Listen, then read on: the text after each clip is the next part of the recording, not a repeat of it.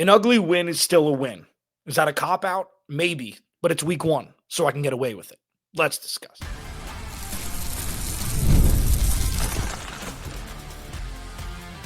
You are Locked On Cardinals, your daily Arizona Cardinals podcast.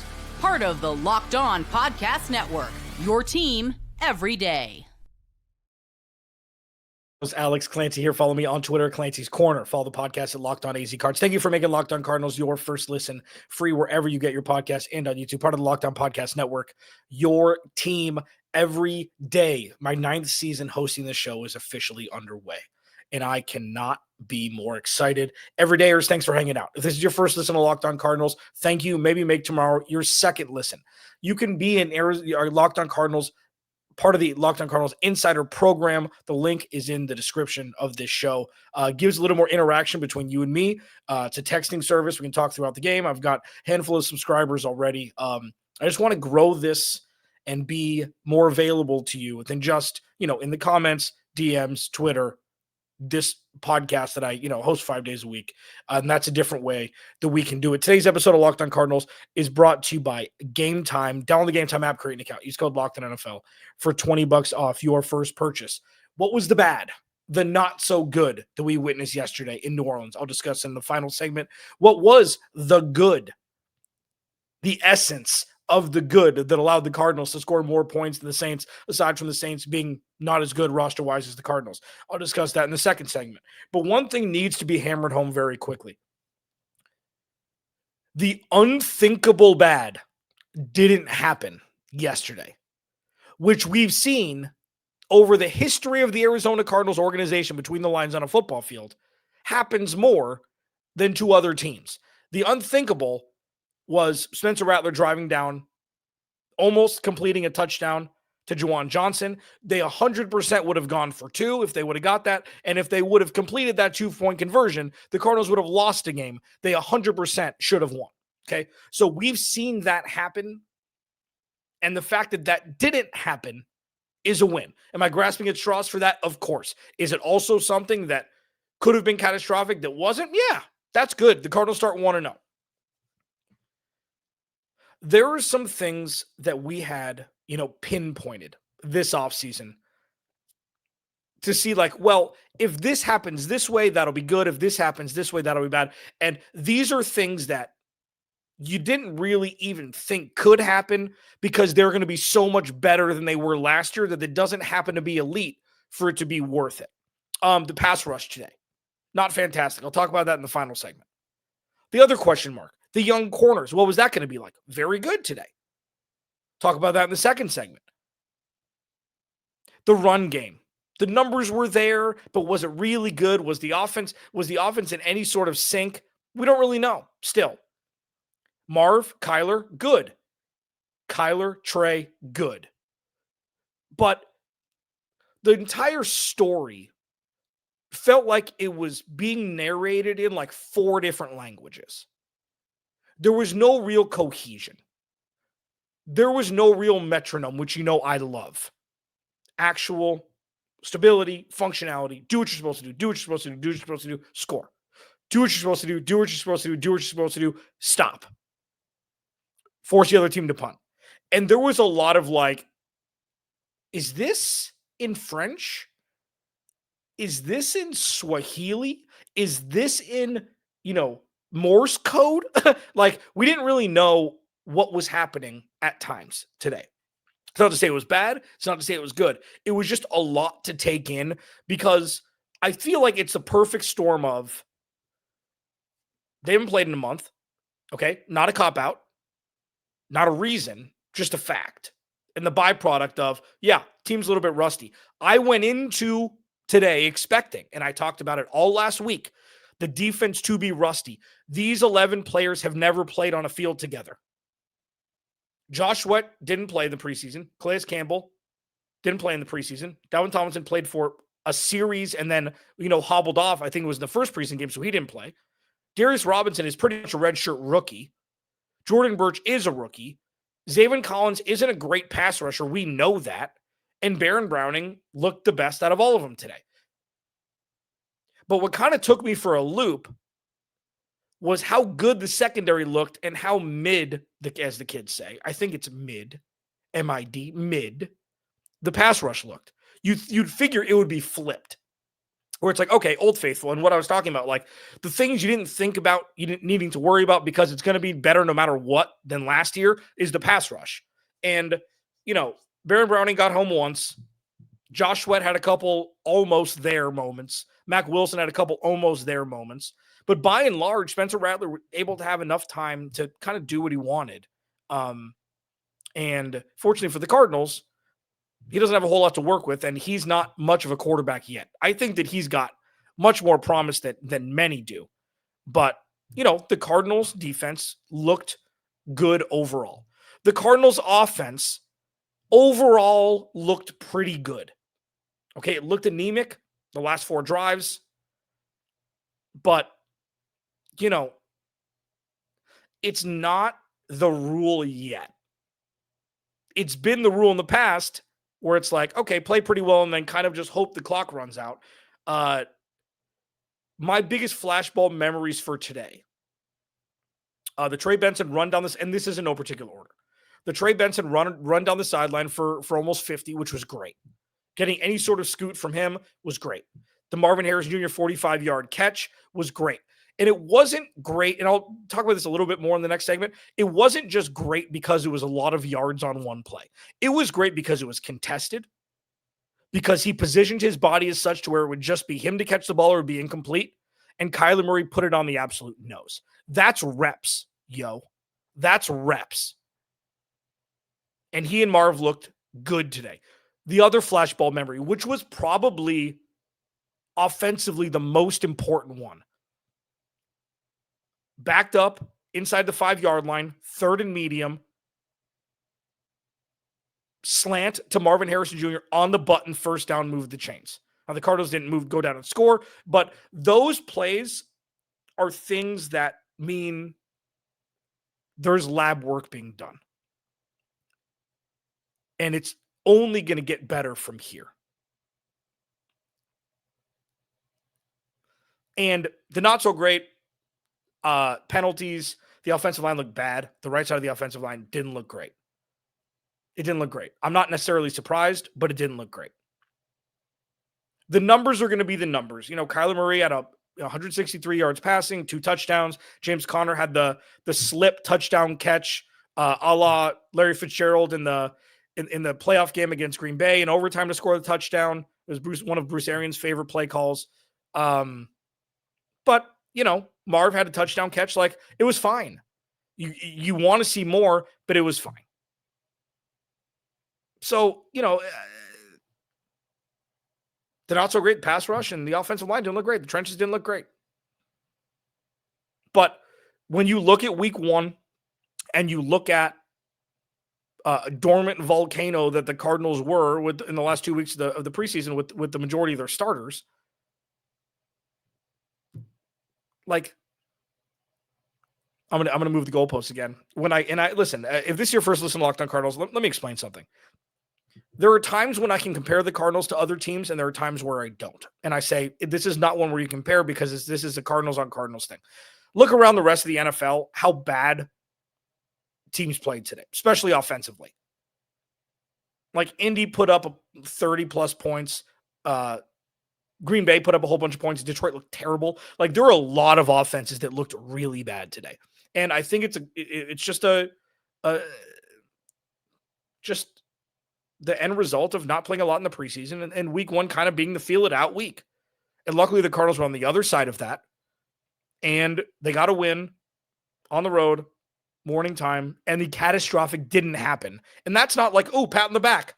You didn't give up a game you're 100% supposed to win, and we're in control of the most of the game. It didn't happen. I mean, so that's fantastic. I'm not here screaming through a microphone like, I cannot believe the Cardinals gave up a touchdown and a 2-point conversion to lose a game on the road that they had to have.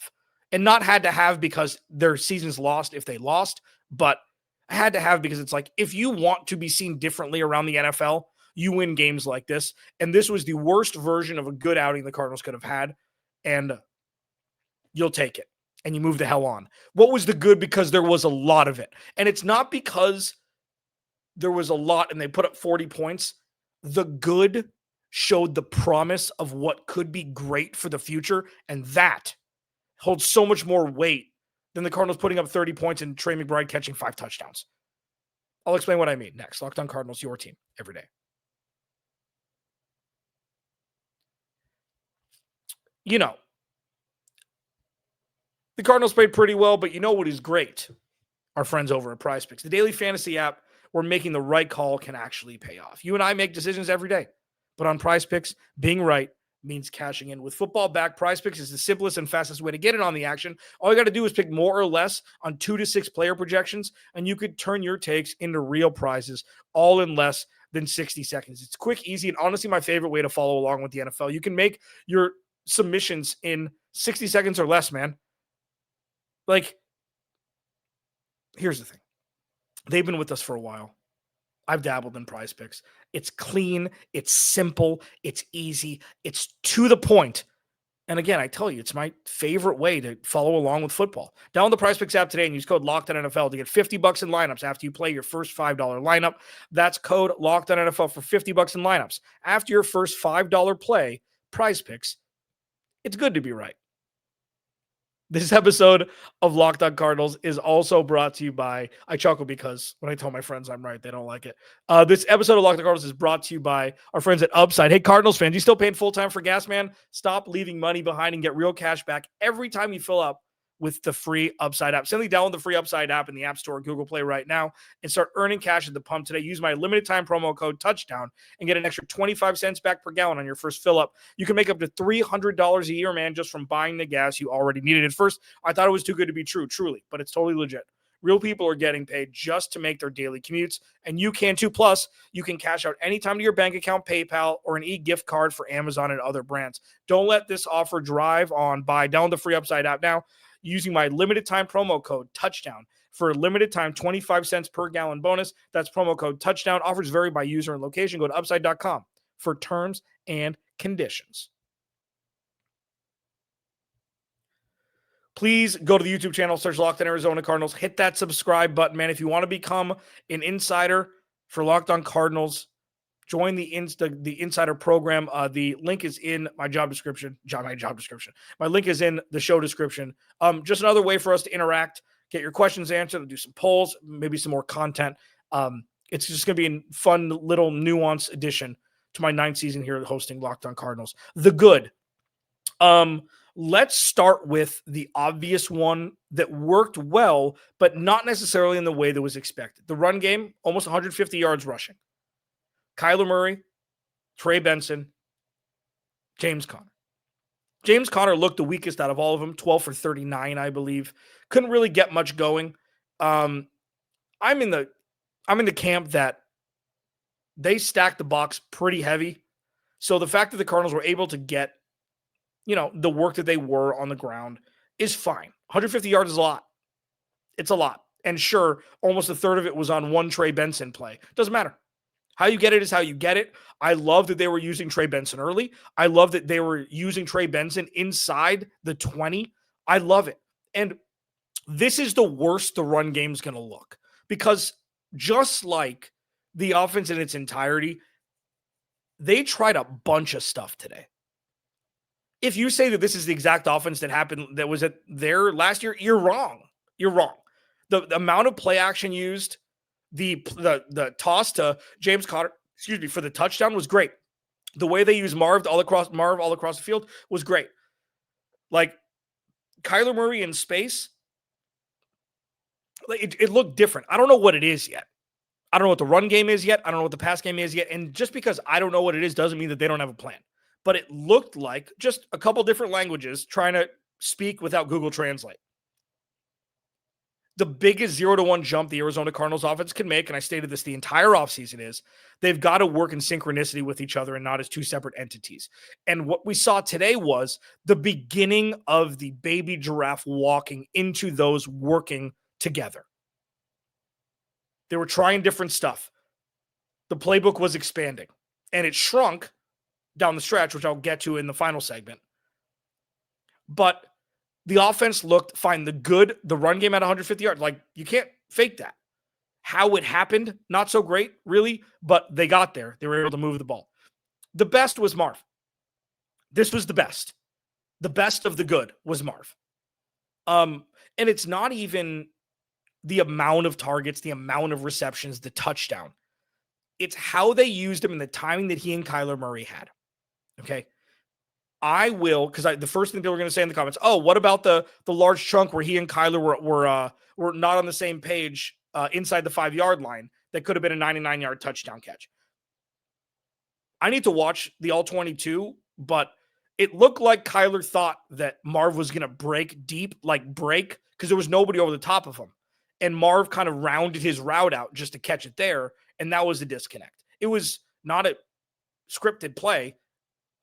Like what I think that Kyler thought that Marv was going to do is what he did in week 2 against the Rams, where on his second touchdown, he saw nobody over the top of him and just went from a crossing route to, oh, hey, look, there's nobody behind me, throw it.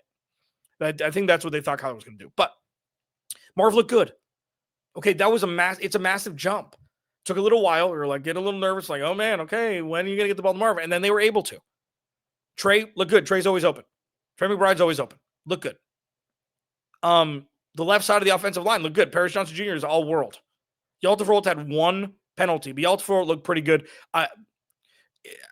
It's going to be very, very, very touch and go with the offensive line.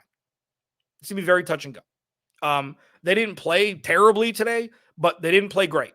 But all in all on offense, that's the good. The good on the defense, like honorable mention, Mack Wilson is a ball hawk. Mack Wilson is Budda Baker as an off-ball linebacker. Nick Rallis uses him so well. But really the good is Will Johnson. Max Melton had a couple. He had the illegal contact call, which was kind of phantom that negated Will Johnson's interception. Will Johnson looks like a bona fide NFL corner already. There's no oh-no moments. He got hung out to dry once, but the dude's floor we saw today. And I'm sure it's not going to be perfect every week. I'm sure he's going to look like a rookie, of course. But the dude, you feel bad for Chris Olave. Like, Will Johnson just shattered his core. I mean, on the behind the line of scrimmage tackle, you just feel bad for Chris Olave because he's had so many concussions. But it was a legal hit. Like, it wasn't like, it got flagged or anything, but you just feel bad that it was Chris Olave. But yeah, like the win on defense is the secondary as a whole, predominantly Will Johnson and to a 1A Max Melton. Garrett Williams looked good, like if the pass rush can level up, this could be a top 5 defense. Truly, legitimately could be a top 5 defense. And you got to be happy about that. The not so good, none of it was bad. But there was the good and the not so good. The not so good. Next, centralize around the trenches, which isn't fantastic. Locked On Cardinals, your team every day. This episode of Locked On Cardinals is brought to you by our dearest, dear friends at the Game Time app. So here's the thing. Buying tickets is tough sometimes. You don't really know who to trust. You don't know where to go. But with NFL season back, there's nothing better than being in the stadium or surrounded by fans cheering on your team. But let's be honest, as I mentioned, getting tickets can be a hassle. Between queues, login screens, and prices jumping at checkout, it's frustrating. And that's why I use Game Time, the app that gives you the advantage back to the fans. Game Time is fast, easy, and backed by the Game Time guarantee. You'll always get 100% authentic tickets delivered on time and at the best price. Plus, all fees are included, so the price you see is the price you pay. Going to a new arena, new stadium, or you go to State Farm Stadium but want to sit in a different section and row, they have the view from your seat function where you can see a panoramic view from what you will be seeing if you were to purchase those tickets before you buy them. Take the guesswork out of buying tickets with the Game Time app. Download the Game Time app, create an account, use code LOCKEDONNFL for $20 off your first purchase. Terms apply. Again, create an account and redeem code LOCKEDON NFL for $20 off. Swipe, tap, ticket, go. Download Game Time today.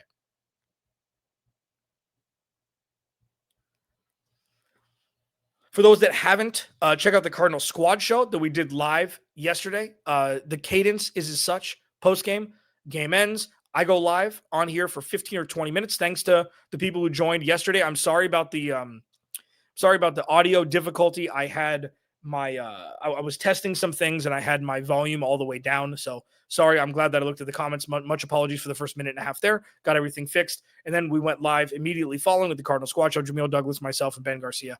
And we talked for about an hour. So that's going to be the cadence from here on out. You're going to get between an hour and 15 and an hour and a half of live content immediately following every game. Plus Wednesdays at 6 o'clock Arizona time for the Cardinal Squad Show as well, on top of me 5 days a week. Please go to the YouTube channel again, search Locked In Arizona Cardinals, hit that subscribe button, man. So the not so good. The right side of the offensive line didn't look great. Isaiah Adams was okay. It was average. Jonah Williams got beat a couple times. And the initial sack from, I believe it was Demario Douglas. I can't remember. Demario Davis. It was that was a miscommunication between Trey McBride and Tip Ryman. And that was on the left side. That wasn't on an offensive lineman. But they didn't look great. Kyler Murray had to dance a little bit more than what you would have liked. It's still very much a TBD. I texted my buddy Ross Jackson from Locked On Saints and I asked him 1 to 10, how bad is this that this Saints front is giving the Cardinals this much trouble? He's like, well, with Cam Jordan being in his 15th year, it's not the best look, but also if there's one thing this defense is going to be good at this year, talking about the Saints, it's going to be the pass rush. So you could take a little solace with that. This is still, again, very much a TBD. Will Hernandez is still, nursing his injury. He's still not fully healthy yet. You've got Kelvin Beachum there. I'm hard pressed to think that Kelvin Beachum would play worse than Jonah Williams at this point. I'm not going to be an I told you so person, especially this early. But this is what happens when you don't address the offensive line at all during the preseason, during the offseason. Very much could have taken Josh Simmons or Gray Zabel at 16. They decided to take Walter Nolan. I'm not saying Walter Nolan's not going to be all pro. But it's just, you couldn't not see this coming. Luckily, they do have veteran depth that could hopefully mitigate any sort of actual disaster from the offensive line, because if you don't protect Kyler Murray, none of this is going to work. So it wasn't great. The pass rush, not so good. And that's not to say that it was as bad as it was last year, but it looked older than maybe we thought it was going to. Baron Browning got home once. Mac Wilson got in a couple times on the exotic blitz packages with him and Budda Baker. The Nick Rallis is now famous for, at least around these parts. Josh Sweat had a couple almosts off the edge, but there were, I think Spencer Rattler dropped back 48 times. That's a lot. Anybody's going to look gassed in the fourth quarter if that's the case. Anybody's going to look gassed, let alone guys who haven't played in the preseason. This is your first real action after not playing for the last 3 weeks. Yeah, the guys are going to look gassed. Luckily, it's a complementary defense where the secondary is able to cover up if the defense doesn't get home. Now, you look at the pass rush, and if they were to get home a couple times, we're having a different conversation. You may have forced a 3 and out you weren't able to force, or you may have forced a turnover you weren't able to force. If this is the baseline for what the defense is going to look like, it's going to be top 12, and that's fine. So the not so good, it's not bad. It's just not great. I'm going to save the worst of the not so good for last, but this is kind of an honorable mention. There's no pass catchers outside of Trey McBride and Marvin Harrison Jr. And this isn't like, oh, well, I told you, obviously. Listen, here's the thing. All you need is wide receiver 3 or pass catcher 3 numbers collectively from Michael Wilson, Zay Jones, and Greg Dortch. This isn't an indictment on them. This is, well, if Marv and Trey are open, just throw them the ball. Now, the entire offseason, have preached you got to find more to be able to unlock the entirety of the talent of this offense. And Michael Wilson, Zay Jones, and Greg Dortch all belong on the football fields. So they've got to figure out a way to get them the ball more. Okay, Kyler Murray can't lock in on just 2 guys. While those 2 guys you lock in on could be a lot worse, that's what's really going to massage the one-on-one plays for Trey McBride and Marvin Harrison Jr. out of this offense, if you can keep opposing defenses honest by targeting other people. And that's something that I think will come starting next week. I think this was just kind of survival mode, and the Cardinals look rusty. Not surprising. Cardinals look rusty, but they got to win on the road. Now, this is the biggest one. This is something that I actually talked about a lot this past week. I talked about on the Cardinal Squad show.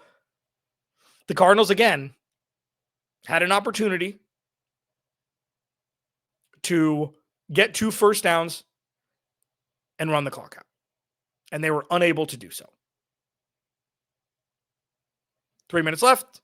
Saints had some timeouts in the 2-minute warning, and 3rd down, big time sack, lost a bunch of yards. Cardinals had to punt. If the Cardinals want to do anything in the league in 2025 and beyond, they've got to take advantage of opportunities like that to be able to end the game in victory formation.